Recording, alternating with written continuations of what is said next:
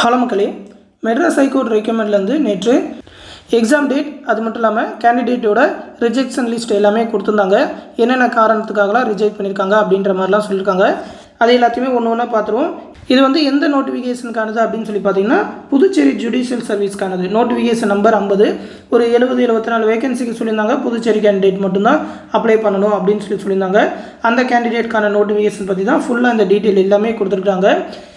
எலெக்ஷனால தான் பார்த்தீங்கன்னாக்கா Madras high court ரெக்கமெண்டோட process எல்லாமே கொஞ்சம் தள்ளி போயிருந்தது. அதுக்கப்புறம் பார்த்தீங்கன்னா எலெக்ஷன் முடிஞ்சதுக்கப்புறம் தான் அந்த அப்ளிகேஷன் டேட்லாம் எக்ஸ்டெண்ட்லாம் பண்ணி கொடுத்துருந்தாங்க.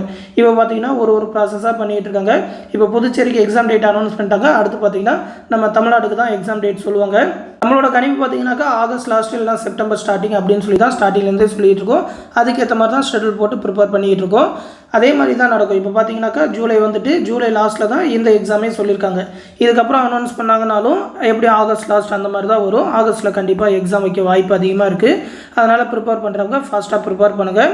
இதில் பார்த்தீங்கன்னா ஒவ்வொரு போஸ்ட்டுக்கும் தனியாக அந்த சீனியர் கிரேட் ஸ்டெனோகிராஃபர், அதுக்கப்புறம் அந்த டிரான்ஸ்லேட்டர் இன்டர்பிரேட்டர், அப்புறம் அந்த junior great stenographer, multi tasking staff, driver post, இந்த 4 வகையான கேட்டகரிக்குமே தனித்தனியாக அந்த எக்ஸாம் டேட் எல்லாமே சொல்லியிருக்காங்க. 27/7/2024 அன்றைக்கி எக்ஸாம் நடக்கும் அப்படின்னு சொல்லி ஒரு 2 நோட்டிஃபிகேஷனுக்கும் மிச்சம் 2 மல்டி டாஸ்கிங் ஸ்டாஃப் டிரைவருக்குலாம் 28/7/2024 சொல்லியிருக்காங்க. அதுக்கப்புறம் பார்த்தீங்கன்னாக்கா அந்த ரிஜெக்டட் லிஸ்ட்லாம் கொடுத்துருக்காங்க. அந்த கேண்டிடேட்டை ரிஜெக்ட் பண்ணதுக்கான காரணங்கள் என்னென்ன அப்படின்னு சொல்லி யார் அப்படின்னு சொல்லி லிஸ்ட் எல்லாமே கொடுத்துருக்காங்க. அதாவது இந்த மாதிரி ரிஜெக்டட் லிஸ்ட்டு கொடுத்து என்னென்ன ரீசன் ஃபஸ்ட்டே சொல்லியிருப்பாங்க. ஏஜ் பார் அப்படின்னு சொல்லி யார் அவங்களோட அப்பா பேர் என்ன போஸ்ட்டுக்கு அப்ளை பண்ணாங்க அப்படின்னு சொல்லி கொடுத்துருப்பாங்க. ஒரு 5 காரணத்தினால இந்த மாதிரி ரிஜெக்ட் பண்ணியிருக்காங்க. நீங்களும் தமிழ்நாடு ஜுடிஷியலுக்கு அப்ளை பண்ணியிருந்தீங்கன்னா இந்த ரீசன்லாம் உங்களுக்கு இருக்குமா அப்படின்னு சொல்லி பார்த்துக்கோங்க. ஏன்னா ப்ரிப்பேர் பண்ணுறவங்க முன்னாடியே அதெல்லாம் தெரிஞ்சுக்கணும். ஃபஸ்ட்டு பார்த்தீங்கன்னா ஏஜ் பார் ஆனவங்கள ரிஜெக்ட் பண்ணியிருக்காங்க. அதுக்கு வந்து ஏஜ் லிமிட் வச்சுருந்தாங்க. எல்லாருமேலாம் அப்ளை பண்ணிட முடியாது. நோ மேக்ஸிமம் ஏஜ் லிமிட்லாம் சொல்ல ஏஜ் லிமிட் வச்சுருந்தாங்க. ஏஜ் பார் ஆனவங்கள நிறைய பேர் ரிஜெக்ட் பண்ணியிருக்காங்க. அடுத்து நாட் நேட்டிவ். இது வந்து புதுச்சேரி ஜுடிஷியல் சர்வீஸ்ன்றனால புதுச்சேரியை சேர்ந்தவங்க மட்டும்தான் அப்ளை பண்ணணும்னு சொன்னாங்க. தமிழ்நாடு கேண்டிடேட் அப்ளை பண்ணக்கூடாது.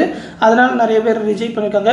ஆனால் நம்ம தமிழ்நாடை பொறுத்த வரைக்கும் டிஸ்ட்ரிக்ட் வைஸாக தான் நோட்டிஃபிகேஷன் ரிலீஸ் பண்ணியிருக்காங்க. அதனால் அந்தந்த டிஸ்ட்ரிக்டை சேர்ந்தவங்க தான் அந்தந்த டிஸ்ட்ரிக்ட் அப்ளை பண்ணலாம் சொல்ல, மற்ற டிஸ்ட்ரிக்குமே அப்ளை பண்ணலாம். ஆனால் ஏதோ ஒரு டிஸ்ட்ரிக்ட் தான் அப்ளை பண்ணணும்னு சொல்லியிருந்தாங்க. நீங்கள் மல்டிபிள் டிஸ்ட்ரிக்ட் அப்ளை பண்ணியிருந்தீங்கன்னா உங்களோட அப்ளிகேஷனை ரிஜெக்ட் பண்ணிடுவாங்க. அடுத்து எஜுகேஷன் குவாலிஃபிகேஷன், அவங்க சொன்ன எஜுகேஷன் குவாலிஃபிகேஷன் ரீச் ஆகலை அப்படின்றதுனால நிறைய பேர் ரிஜெக்ட் பண்ணியிருக்காங்க. அடுத்து fees not paid, fees pay பண்ணாதனால நிறைய பேர் ரிஜெக்ட் பண்ணியிருக்காங்க. அதுக்கப்புறம் அப்ளிகேஷன் ரிசீவ்ட் ஆஃப்டர் டியூ டேட்னு சொல்லியிருக்காங்க. அது வந்து அப்ளிகேஷன் சென்ட் பண்ணியிருக்கணும்னு சொல்லியிருந்தாங்க. அந்த டியூ டேட்டை தாண்டி சென்ட் பண்ணதுனால நிறைய பேர் ரிஜெக்ட் பண்ணியிருக்காங்க. எம்எஸ்சி தமிழ்நாடு ஜுடிஷியலை பொறுத்த வரைக்கும் அப்ளிகேஷனை வந்து கொரியர்லாம் பண்ண சொல்ல, ஆனால் பார்த்தீங்கன்னா அந்த ஃபீஸ் பே பண்ணிவிட்டு அந்த சலான் வந்து அப்லோட் பண்ண சொன்னாங்க. அதில் ஏதாவது ப்ராப்ளம் ஆனால் கூட ரிஜெக்ட் பண்ண வாய்ப்பு இருக்குது. அதுக்கெலாம் டேட்டு கூட எக்ஸ்டெண்ட் பண்ணி கொடுத்துருந்தாங்க. அப்படின்றப்ப அதெல்லாம் கரெக்டாக பார்ப்பாங்க. நீங்கள் இந்த மாதிரி ஏதாவது தப்பு பண்ணியிருக்கீங்களா அப்படின்னு சொல்லி முன்னாடியே பார்த்துக்கோங்க. ஏதாவது டவுட் இருந்ததுனாக்கா கமெண்ட் செக்ஷன்லையும் கேட்டுக்கோங்க. அடுத்து பார்த்தீங்கன்னா நம்ம தமிழ்நாடு ஜுடிஷியலுக்கு தான் வரப்போகுது. அதை பற்றின அப்டேட் வந்தவுடனே கண்டிப்பாக நம்ம சேனலில் தெரிவிக்கிறோம்.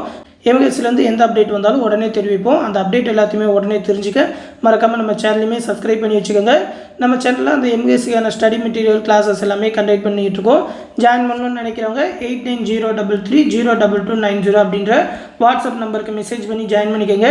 எம்எஸ்சி, ரயில்வே, டிஎன்பிஎஸ்சி, குரூப் 2 எல்லாத்துக்குமான கிளாஸஸுமே போயிட்டுருக்கு.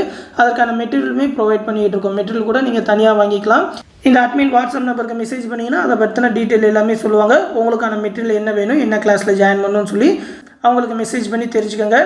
அதற்கான ஃபீஸ் டீட்டெயில் என்னன்றதையும் அவங்களே தெரிவிப்பாங்க. தொடர்ந்து நம்ம சேனலோட அப்டேட்ஸை தெரிஞ்சுக்க மறக்காமல் நம்ம சேனலையுமே சப்ஸ்கிரைப் பண்ணி வச்சுக்கோங்க. அடுத்த வீடியோவில் சந்திப்போம். நன்றி.